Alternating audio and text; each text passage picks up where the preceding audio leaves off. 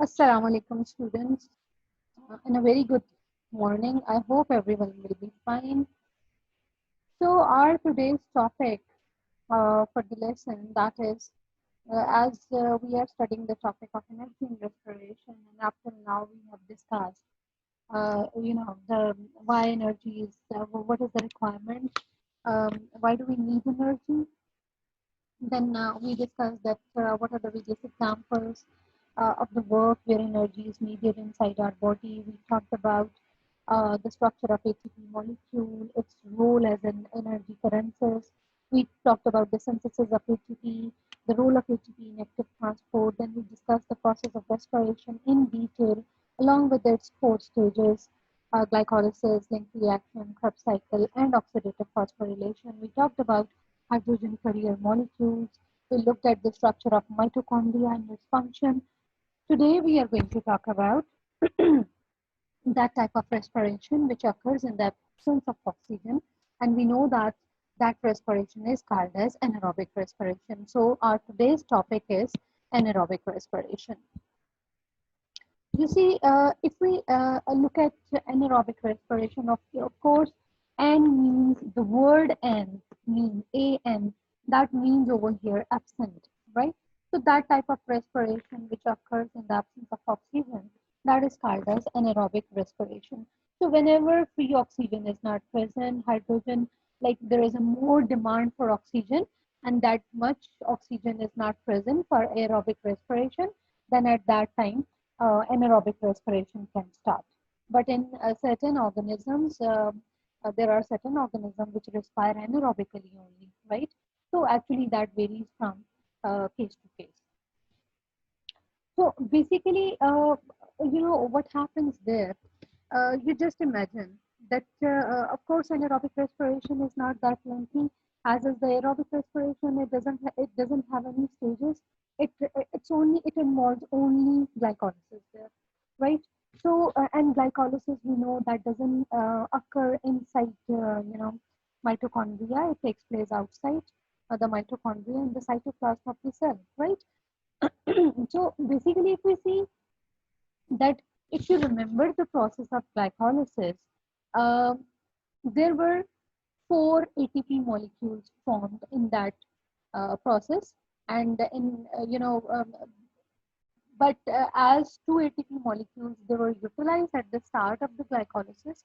So when we talk about the net gain of ATP molecules, that by the end of glycolysis, we are left with how many ATP molecules? There are actually two.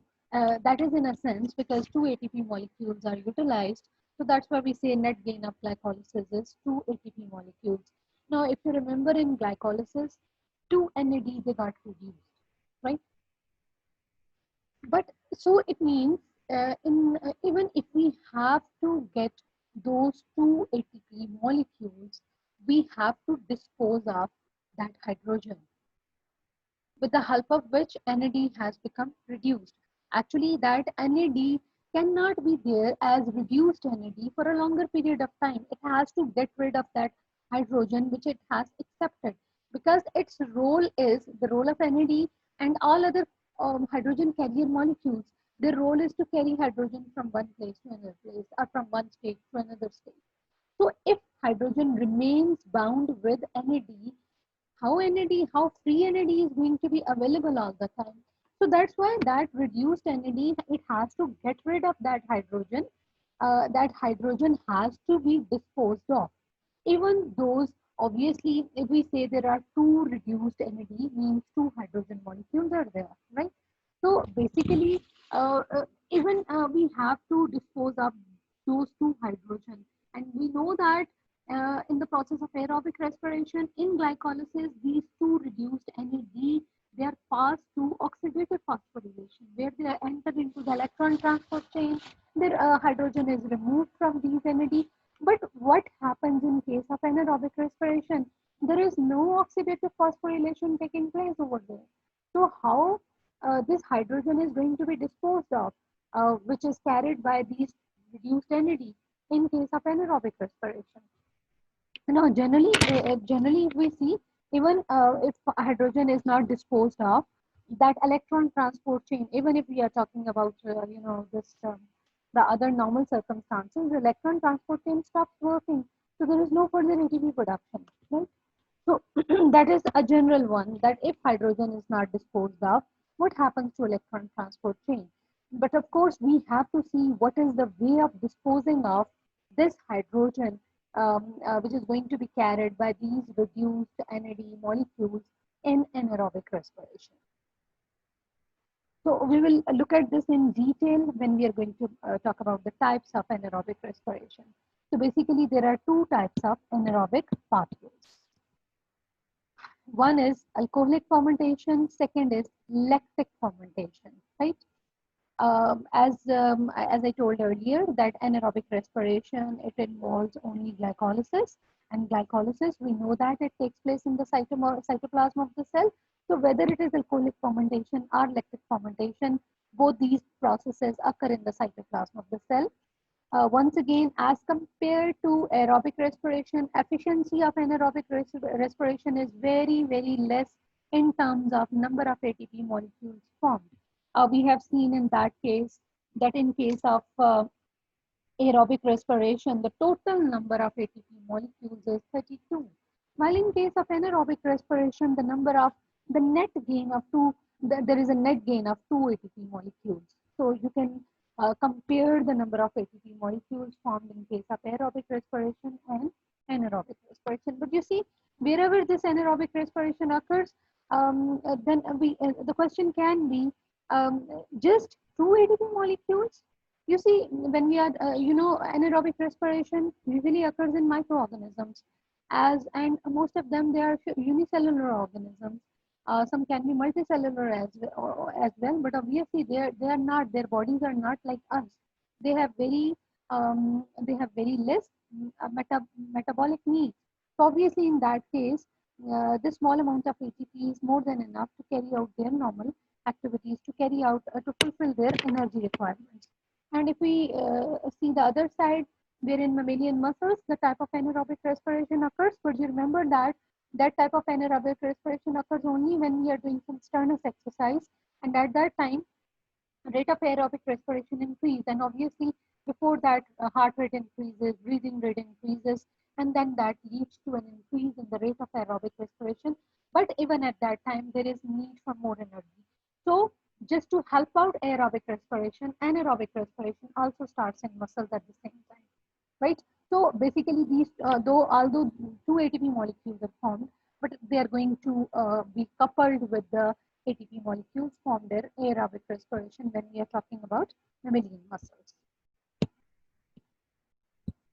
So next is, we are going to talk about the very first type of anaerobic respiration, which is alcoholic fermentation. Now you see, firstly, we have to see where alcoholic fermentation takes place. There are various microorganisms, and one very common example of that is yeast. So in some microorganisms such as yeast, alcoholic fermentation takes place. Why this word is called as alcoholic? Because the end product of this anaerobic respiration, that is alcohol produced over there. That's why this is called as alcoholic fermentation. Other than different microorganisms, alcoholic fermentation also takes place in some plant tissues, right? As I said earlier, it involves glycolysis only. Now, if you remember the original glycolysis, the one which was involved in aerobic respiration, glucose was converted into pyruvate after a series of stages. Same is the case over here. Glucose is converted into pyruvate, right? Now, you see over there, pyruvate was the end product of glycolysis in aerobic respiration, but over here, pyruvate is not the end product. Because you see, uh,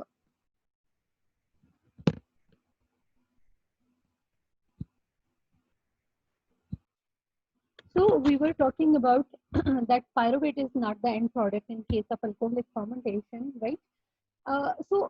Just imagine the normal glycolysis where end product was pyruvate. But the problem over here is why pyruvate is not the end product, because we have to get rid of that hydrogen actually, which is carried by, because on the way when glucose is converted into pyruvate, dehydrogenation occurs, hydrogen is released, that hydrogen is accepted by NAD, and NAD becomes reduced. But now we need to have that NAD free again. So obviously hydrogen has to be removed from NAD. But how that hydrogen is going to be removed from NAD? Because if we remember, in other glycolysis, all these reduced NAD, they were passed to electron transport chain. Over there, hydrogen was removed from NAD. And we know that what happens to that hydrogen. But what is the case here? What is going to happen to this hydrogen? So let's see that. So glucose is first converted into pyruvate, and obviously during this process, on the way when glucose is converted into pyruvate, hydrogen is released. This hydrogen is going to be accepted once again by this hydrogen carrier molecule, which is NAD here. And obviously once NAD accepts hydrogen, it's going to become reduced. Now what happens, that pyruvate gets decarboxylated. Decarboxylation, that's very I understood. We discussed this terminology at the start of the this topic of respiration, that D means removal. Carboxylated word comes from carbon dioxide. So actually it's the removal of carbon dioxide from pyruvate. Now obviously carbon dioxide is a waste gas over here. Now what happens when carbon dioxide is removed from pyruvate? Pyruvate gets changed into ethanol. Ethanol, right? CH3CHO, ethanol. Now what happens to ethanol first, further? That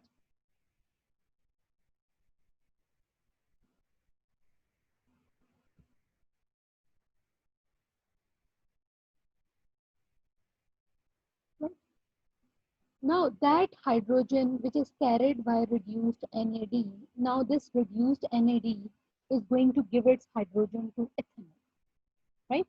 Pyruvate gets decarboxylated and gets changed into ethanol. That reduced NAD which has been formed, it gives its hydrogen to ethanol. So what happens as a result of that? Ethanol, that it receives this hydrogen from reduced NAD, and as a result, it is reduced to ethanol, right? And this process, and ethanol, we know that it is C2H5OH. And this formation of ethanol, that is basically this process is catalyzed by an enzyme which is called as alcohol dehydrogenase, right? I'm talking about the conversion of ethanol to ethanol. This process, this step is catalyzed by the enzyme which is called as alcohol dehydrogenase. Alcohol dehydrogenase catalyzes the conversion of ethanol into ethanol. And how ethanol changes into ethanol? Ethanol receives hydrogen from reduced NAD, and then after receiving hydrogen, obviously ethanol gets reduced to ethanol. And once again, reduced NAD, after giving its hydrogen to ethanol, it becomes oxidized once again, and it's ready, and it's free, and it's freely present once again, going to accept another hydrogen, right? So glycolysis continues, and now we have seen as that hydrogen from reduced NAD has been given to ethanol, and ethanol has been changed into ethanol. So you see, that problem of dumping of hydrogen is solved. So glycolysis continues. So this is what happens in case of alcoholic fermentation.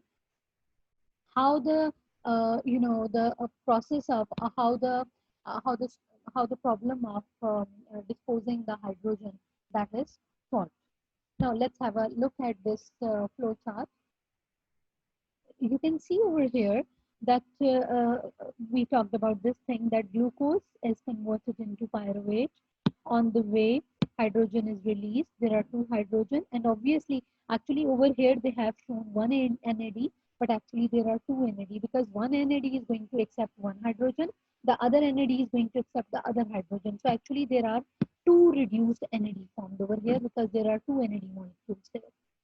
So and then pyruvate, it gets decarboxylated, carbon dioxide removed, it changes into ethanol, and ethanol, it receives these two hydrogen from two reduced NAD and gets reduced to ethanol, right? And this reaction, this step is catalyzed by the enzyme which is called as alcohol dehydrogenase. So this is, you can see over here, how the problem of disposing the hydrogen is solved in case of alcoholic fermentation.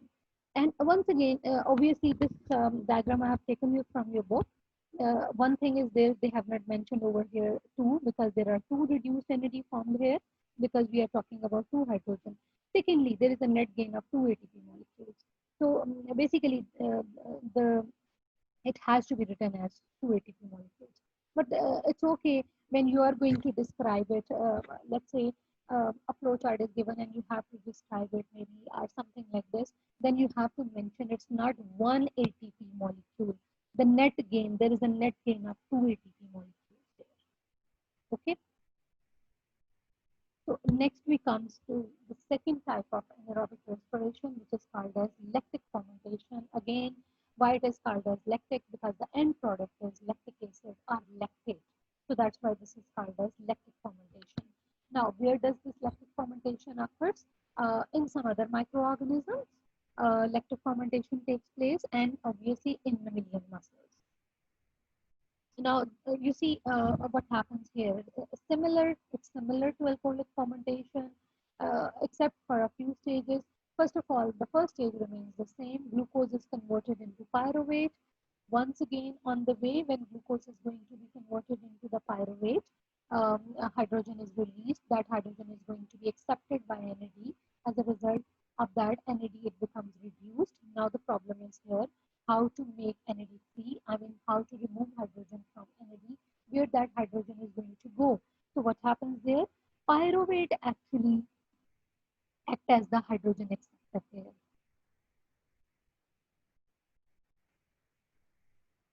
So pyruvate actually, so pyruvate is actually the hydrogen acceptor here. So hydrogen is removed from reduced NAD, and that hydrogen is accepted by pyruvate. So obviously you can understand that NAD once again it becomes oxidized and it's going to be get free, and that pyruvate is converted after it accepts the hydrogen from reduced NAD. It is going to be converted into lactate, and this process of conversion of pyruvate into lactate, that is catalyzed by this enzyme which is called as lactate dehydrogenase. So once again hydrogen is given to pyruvate, pyruvate gets converted to lactate, and once again NAD becomes oxidized and released, and it's present in the free stage, once again going free to accept another hydrogen. So glycolysis continues. Once again continues. Once again the problem of dumping of hydrogen is solved, because pyruvate over here that is accepting as a hydrogen acceptor. Right? We can have a look at the flow diagram. This is not from the book. In the book they have also given that, but we have to. This is taken. You can see over here. This was a better picture rather than book, so that's why I have added it over here. Glucose is converted into pyruvate once again, because if you remember, in the process of glycolysis, there were two molecules of pyruvate formed. But actually, when they are discussing the anaerobic respiration in your book, the diagram, the flow chart which is given over here, they have not mentioned over there that there are two pyruvate molecules. Because actually there are two pyruvate molecules, so same is the case in case of alcoholic fermentation as well. But anyhow, we will that. Sorry, I moved it.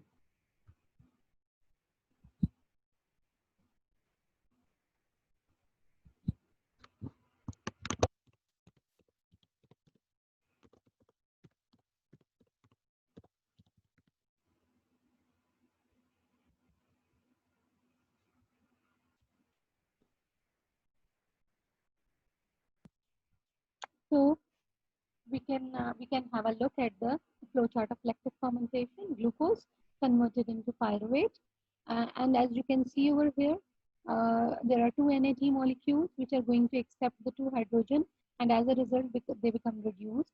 And these two reduced NAD, they are going to give its hydrogen to pyruvate. Pyruvate, after accepting hydrogen from NAD, it's changing into lactate. And once again, NAD, you can see over there, after NAD, after giving its hydrogen, it is oxidized again, right? And there is a net gain of two ATP molecules found over here.